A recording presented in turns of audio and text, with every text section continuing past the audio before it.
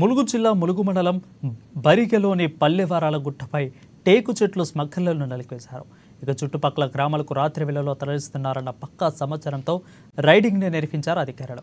ఇక Mulugu forest range officer Dholi Shankar ఆధ్వర్యంలో 20 టేకు ముక్కలను మిషన్ను స్వాధీనం చేసుకున్నారు. Forest range officer Dholi Shankar ఆధ్వర్యంలో 4 టీంలలో వరాల గుట్టపై చెట్టు కొట్టిన ఆనవాళ్లను గుర్తించారు. టేకు కలప విషయమై సంబంధిత అధికారులు ఎవరైనా స్మగ్లర్లకు సహకరించిన వారిపై చట్టపరమైన చర్యలు తప్పవని హెచ్చరించారు. నిన్న వచ్చిన ఒక కథనం ప్రకారంగా మేము విలేజ్ లో రైడ్ చేశాము. విలేజ్ లో రైడ్ చేస్తే ఇవాళ కొన్ని పాత టేకు చిన్న దిమ్మలు దొరికాయి. వాటిని సీజ్ చేశాము విలేజ్ ఇంటి బయట ఉన్న దగ్గర. అదే విధంగా ఇప్పుడు ఫారెస్ట్ లో చెట్లు నరికారు అని చెప్పేసి చెప్తున్నారు. 130 అనేది అది అవాస్తవం. చూసాము, మొత్తం ఇదంతా తిరుగుతున్నాం.